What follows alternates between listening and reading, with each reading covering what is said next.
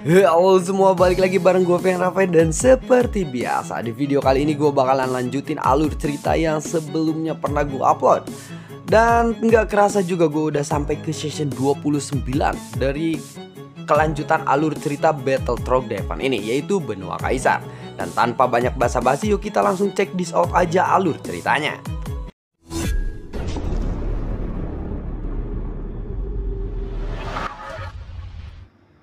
Di episode sebelumnya, setelah kemunculan permaisuri, Zhu pun disadarkan atas apa yang dikatakan oleh sang permaisuri ini kepadanya. Saat ini, menghadapi pemberontakan Zhu, pasukan dari dunia Taisu sama sekali tidak menyadari apa yang telah terjadi sekarang. Mereka hanya merasa mereka telah dijebak. Tiba-tiba, seluruh hutan belantara abadi juga memiliki sebuah cahaya keemasan yang keluar dari formasi awan sitrus dari Istana Dewa Berburu. Lalu cahaya itu bertabrakan dengan pancaran cahaya dari Taisu Senju atau kedua Taisu Senju. Ledakan yang dahsyat pun membuat gelombang kejut yang sangat menghancurkan kekuatan dari keduanya. Dan energi itu pun menyapu di sekitarnya. Kemudian orang-orang dari Istana Dewa Berburu memancarkan energi dari tubuh mereka yang langsung dialirkan menuju formasi awan sitrusnya. Lalu kekuatan formasi awan sitrus pun meningkat secara drastis dan akhirnya bisa menghancurkan kedua sinar yang dilemparkan oleh Taisu Senju. Buar. Tubuh besar dari Taisu Senju berayun dan bergoyang secara liar. Dan pukulan ini bisa menghancurkan perisai pelindung dari Taisu Senju. Kemudian pasukan perkasa dari Istana Dewa Berburu bergegas menuju ke 20 pasukan dari dunia Taisu. Mereka pada akhirnya akan dikalahkan oleh ratusan ribu pasukan Istana Dewa Berburu kali ini. Sampai-sampai pertahanan armor Dewa Palsu dari mereka juga benar-benar telah dihancurkan. Pertahanan mereka telah runtuh. Dan di balik armor Dewa Palsu, hanya ada seseorang yang berkekuatan Daoxian saja di dalamnya. Dan dalam sekejap, mereka akhirnya bisa dibunuh dengan sangat mudah. Apalagi kekuatan kedua dari Taisu Senju telah ditekan oleh sang permaisuri. Sehingga mereka tidak dapat mengeluarkan kekuatan mereka yang sebenarnya kali ini. Bahkan jika ke-20 orang petarung dari dunia Taisu ini ikut bertempur, maka akan sangat sulit bagi mereka untuk bisa menekan pasukan Istana Dewa Berburu yang jumlahnya ratusan ribu. Kekuatan pasukan dari dunia Taisu pun tidak bisa melawan mereka lagi. Dan sepertinya mereka akan kalah. Pada saat ini hanya ada Taisu Senju yang sedang mengeluarkan raungan yang sangat mengejutkan. Jantung merah yang berdetak tiba-tiba menjadi semakin cepat dan meledak dengan cahaya yang merah. Langsung menutupi para petarung dari dunia Taisu yang tersisa. Sebagian besar dari armor Dewa Palsu di tubuh 701 juga telah rusak. Sehingga cahaya merah ini meledak dari ujung jantung Taisu Senju. Dan akhirnya menutupi armor Dewa Palsu 701 dan mulai menjadi tumbuh lagi dan menjadi utuh lagi. Semuanya lakukan pengorbanan terakhir kita. Pertempuran ini telah direncanakan untuk menghancurkan kita, ucap dari 701. Jelas bahwa dia telah terluka parah dan sekarang dia sepertinya sudah siap untuk mati di dalam pertempuran ini. Saat melihat ratusan ribu pasukan dari Istana Dewa Berburu yang meraung ke arahnya, mereka masih berusaha untuk bisa berdiri tegak, menjaga martabat mereka. Namun kekalahan mereka sudah di ujung tanduk. Terkecuali jika memang bala bantuan dari mereka bisa tiba tepat waktu. Buar, tiba-tiba ada suara ledakan lagi di udara. Dan di saat berikutnya, langit di hutan belantara abadi ini tiba-tiba terdistorsi. Kemudian langsung terkoyak oleh seberkas cahaya yang sangat kuat. Cahaya itu melesat ke arah pasukan dari Istana Dewa Berburu. Namun pada saat krisis seperti ini, formasi awan sitrus juga menyerang lagi cahaya yang akan menuju ke arah pasukan Dewa Berburu. Dan cahaya itu langsung menghalangi sinar cahaya yang melesat ke arah Istana Dewa Berburu. Buar. Melihat ini, Zhu pun segera memberikan perintah. Dan ratusan ribu pasukan dari Istana Dewa Berburu bergerak dengan cepat untuk mundur.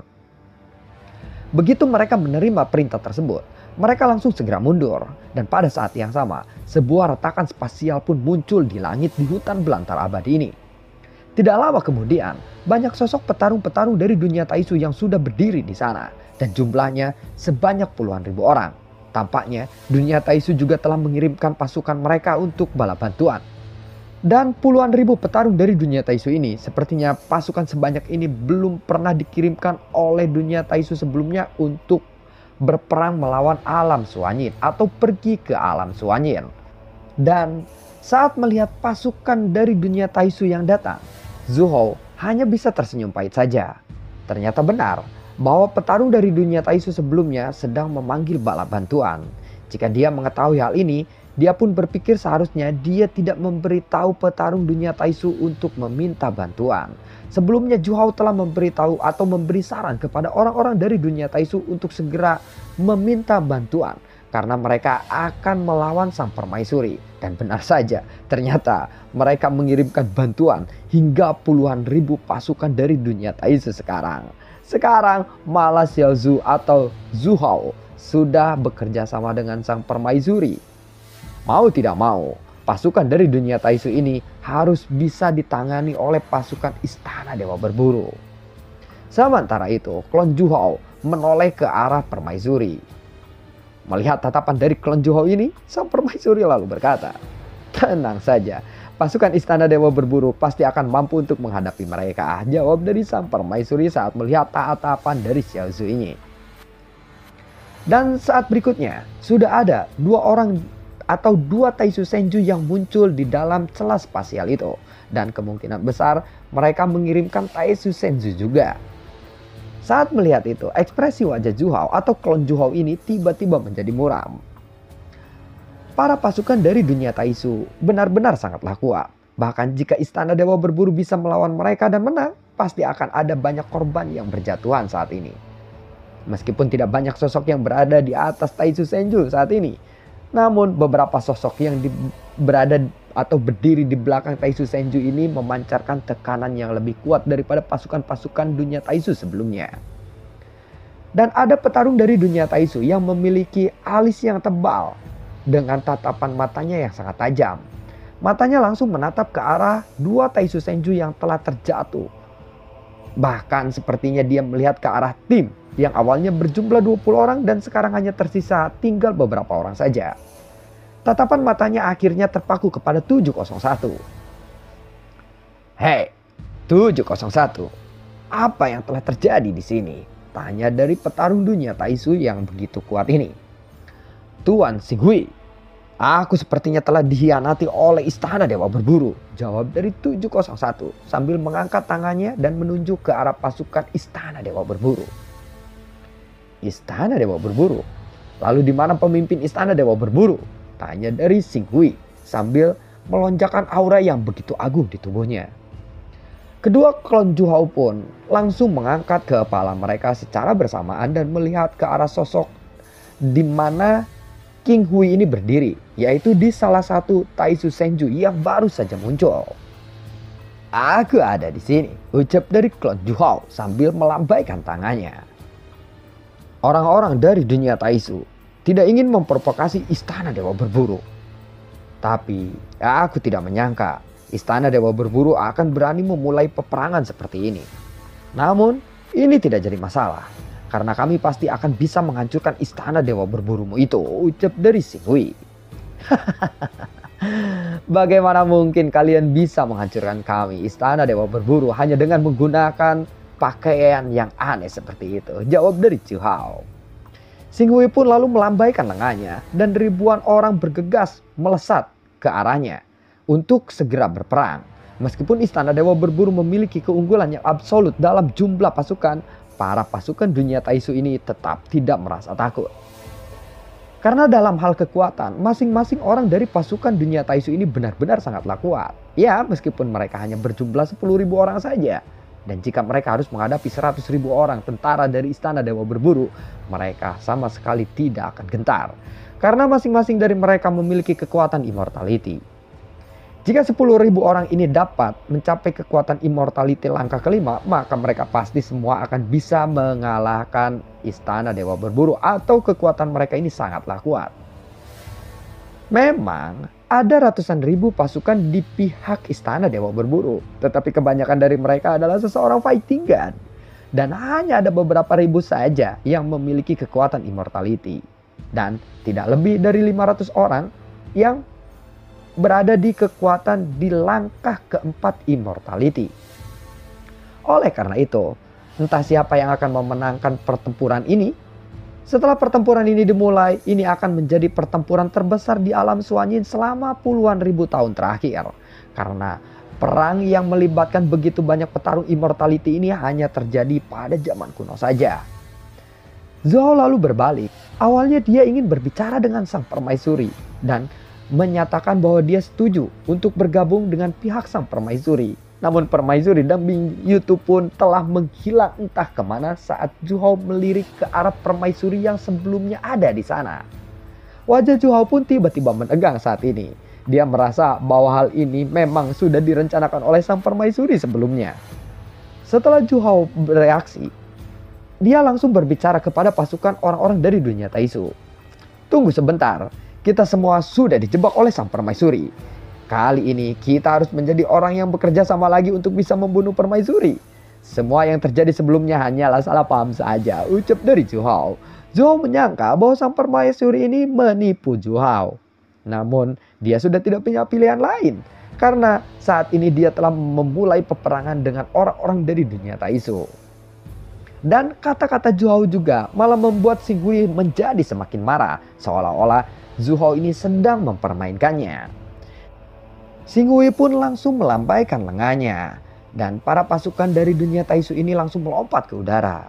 Pada saat yang sama, Taisu Senju juga memberikan berkah kekuatannya kepada 10.000 orang pasukan dari dunia Taisu. Dan ini langsung meningkatkan kekuatan tempur mereka ke tingkat yang lebih tinggi lagi secara instan. Sementara itu, Zhu Hao atau klon Zhu Hao, dia menatap kejadian saat ini dan melihat momentum tentara dari dunia Taisu menjadi lebih kuat lagi. Sialan, ucap dari Zhu Hao. Dia benar-benar sangat menyesal karena dia bisa dengan mudah mempercayai kebohongan permaisuri ini. Sebenarnya, Zhu Hao memang telah jatuh di bawah mantra sang permaisuri tanpa Zhu Hao menyadarinya, atau seolah-olah permaisuri ini menghipnotis Zhu Hao. Dan ini juga semacam kekuatan milik sang permaisuri, di mana dia memiliki kekuatan atau seni mempengaruhi orang lain. Zhu Hao pun tahu bahwa pertempuran ini tidak dapat diubah lagi, namun dia masih tidak yakin apakah sang permaisuri sedang menipunya atau tidak. Namun jika permaisuri memang benar-benar tidak ingin mengambil tindakan dalam pertempuran ini, Istana Dewa Berburu pasti akan habis-habisan mengeluarkan pasukannya atau banyak harga yang harus mereka bayar. Meskipun lawan mereka hanya memiliki jumlah 10.000 orang saja, jumlah pasukan Istana Dewa Berburu memang 10 kali lipat lebih banyak.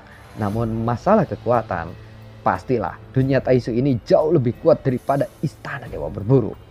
Untungnya, kekuatan Istana Dewa Berburu juga terletak pada masing-masing individu pasukan mereka. Sebaliknya, kekuatan mereka semua bisa diintegrasikan ke dalam formasi awan sitrus yang mereka miliki. Meski menghadapi situasi seperti ini, Zhu Hao sebenarnya tidak terlalu panik. Jelas, tidak sulit baginya untuk bisa menghadapi orang-orang ini. Dan yang dikatakan oleh sang permaisuri memang benar adanya. Para pasukan Istana Dewa Berburu membentuk segel formasi tangan dengan cepat. Dan pada saat ini, formasi awan sitrus pun muncul kembali di udara. Kemudian kekuatan dari pasukan Istana Dewa Berburu melonjak menuju formasi awan sitrus mereka. Kemudian pusat formasi besar itu berputar dengan hebat. Semua kekuatan terkumpul langsung dan melesat menuju puluhan ribu pasukan dari dunia Taisu. Mari kita lihat siapakah yang bisa menghadapi formasi milik kami ini, ucap dari Zhu Hao. Kemudian klon Zhu Hao pun berusaha untuk memberikan semangatnya kepada pasukannya. Jangan simpan kekuatan kalian dan cobalah untuk membentuk formasi dengan sebanyak mungkin. Dan kita harus menghadapi musuh kita bersama-sama. Jangan ragu untuk menggunakan semua peluang apapun yang terbaik yang kalian miliki. Teruslah berjuang dan jangan sampai kita mundur, teriak dari Zhou Hao. Dan semua pasukan dari Istana Dewa Berburu pun langsung memiliki tekad yang sangat kuat untuk perang. Kemudian kedua belah pihak pun bergegas melesat ke arah depan. Mereka menggunakan udara sebagai medan peperangan mereka kali ini. Pertempuran besar ini tentu saja bisa menyebabkan kekacauan di ruang di dalam hutan belantara abadi ini. Dan sepertinya ruang belantara abadi ini sangatlah cukup stabil walaupun momentumnya ada peperangan seperti ini. Namun sepertinya ruangan di sini juga tidak akan bisa menghentikan perang yang pasti akan terjadi ini. Seluruh hutan belantara abadi yang awalnya terlihat sepi, sekarang ditutupi oleh deru manusia yang berhamburan. Ledakan-ledakan pun terjadi di sana, mana-mana dan di mana-mana hatiku senang. Begitu pertempuran ini telah dimulai, maka pertempuran pun menjadi tidak ada habisnya sampai salah satu dari kedua pihak ini bisa dimusnahkan. Perang di antara Istana Dewa Berburu dan juga dunia Taishu hanya dapat diselesaikan jika salah satu pihak memang telah binasa. Di tengah-tengah keributan ini, sementara itu, Xiao Yan masih tidak tahu apa-apa karena dia masih terus berlatih dan berkultivasi di menara pembantaiannya. Karena suara pertempuran yang dahsyat ini tidak mungkin bisa mencapai ruangan ke-9 di menara pembantaian ini. Setelah beberapa tindakan kecil yang dilakukan oleh sang permaisuri, yang awalnya Xiao Yan adalah target mereka, tapi sekarang mereka malah berseteru satu sama lainnya. Kultivasi Xiao Yan pun masih berjalan dengan sangat lancar. Pada titik ini, Xiao Yan tidak lagi mempedulikan jumlah fondasi sumber gas di tubuhnya. Namun ada perasaan misterius yang menarik kepada Xiao Yan ini.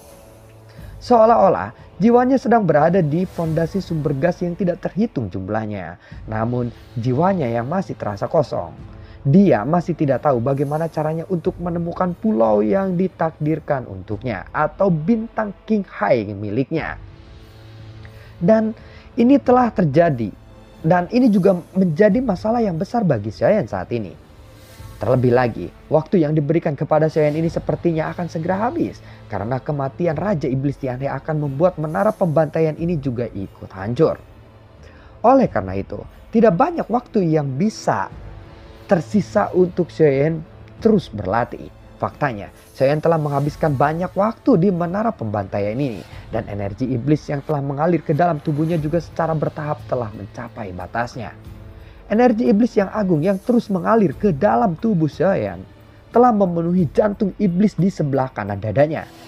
Namun, tidak banyak energi iblis yang dapat ditahan oleh jantung iblis itu. Lalu energi iblis ini pun tidak dapat diserap lagi. Namun tetapi sumber gas dewanya terus mengalir. Dan pada saat ini, fondasi sumber gas Xiao Yan telah melampaui 10 miliar. Pada tingkat ini, Xiao Yan harus terus diberi waktu untuk berlatih agar dia mendapatkan hasil yang maksimal. Fondasi sumber gas Xiao Yan juga mungkin bisa melebihi 30 miliar jika dia diberikan waktu yang lama. Dengan fondasi sumber gas sebanyak ini, Xiao Yan tidak perlu khawatir akan kekurangan sumber gas di tubuhnya lagi saat dia bertarung menggunakan skill-skillnya. Namun, Xiao Yan tidak pernah menyadari bahwa sumber gas di tubuhnya saat ini telah mencapai 20 miliar. Karena dia terus memikirkan mencari bintang King Hai kelahirannya sendiri. Apa yang dikatakan oleh permaisuri sebelumnya, dia harus bisa menemukan bintang King Hai. Supreme pernah menemukan bintang King Hai-nya sendiri setelah dia mencapai angka 100 miliar fondasi sumber gasnya ketika itu. Dan Xiao Yan sekarang baru mencapai 20 miliar saja. Tampaknya perjalanan Xiao Yan ini masih jauh. Dan akhirnya Xiao Yan secara bertahap membuka matanya. Aku masih belum bisa untuk menemukan bintang King Hai-ku. Dan sepertinya aku tidak bisa menemukannya sekarang, gumam dari Xiao Yan. Sementara itu, sosok sang permaisuri yang ada di samping Xiao Yan seolah-olah dia tidak pernah pergi, selalu ada di samping Xiao Yan. Dia pun langsung berkata, tentu saja tidak mudah untuk menemukan bintang King Hai-mu sendiri. Karena tidak semua seseorang fighting kan bisa menemukannya. Jadi, kamu tidak perlu terlalu khawatir masalah ini. Bahkan, jika kamu tidak dapat mencapai level Supreme, kamu sudah memiliki 20 miliar fondasi sumber gas saat ini. Setelah menjadi seseorang immortality, kamu masih akan lebih kuat lagi dari seseorang immortality biasa, ucap dari sang permaisuri. Dia mencoba untuk menghibur saya. Lalu bagaimana jika aku bisa mencapai tingkat Supreme Realm? Dan aku bisa menerobos level immortality? Tanya dari saya. Sedikit pemberitahuan juga bahwa yang disebut Supreme Realm ini adalah fighting god alam leluhur. Tidak banyak seseorang fighting god yang bisa mencapai tingkat fighting god alam leluhur. Namun sebelum Supreme mencapai titik immortality, dulu dia juga telah mencapai level kekuatan fighting god alam leluhur. Karena tidak sembarangan orang juga mengetahui tingkat kekuatan itu. Permaisuri sebelumnya telah berkata kepada saya, sebelum dia bisa menerobos ke level immortality, alangkah baiknya jika dia harus bisa menemukan bintang King High-nya sendiri. Di mana bintang King High-nya ini akan sangat bermanfaat bagi Xiaoyan ketika nanti dia mencapai level immortality. Dan ketika dia mencapai level immortality dan dia sudah menemukan bintang King High-nya sendiri, maka kekuatan immortality-nya akan jauh berbeda dengan kekuatan immortality orang lain. Dan dia akan sangat mudah untuk mencapai tingkat immortality 1, 2, 3, 4, 5, 6, 7, 12. Sampai akhirnya dia bisa menembus ke level immortality para dewa. Jadi sepertinya apa yang dikatakan oleh sang permaisuri ini benar. Maka dari itu Xiaoyan belum bisa menerobos ke level immortality walaupun dia sudah memiliki 20 miliar sumber gas di tubuhnya. Dan lalu bagaimanakah kelanjutan ceritanya? Nantikan video gue berikutnya dan semoga sehat selalu untuk kalian. Gue juga tidak lupa untuk selalu ucapin terima kasih banyak untuk kalian semua yang sudah mendukung channel ini dari dulu hingga saat ini. Dan gue juga selalu ucapin terima kasih banyak untuk kalian semua yang sudah mensupport channel ini lewat link Saweria di bawah kolom deskripsi. Sampai ketemu lagi di video gue berikutnya. Assalamualaikum dan semoga sehat selalu untuk kalian. Dadah!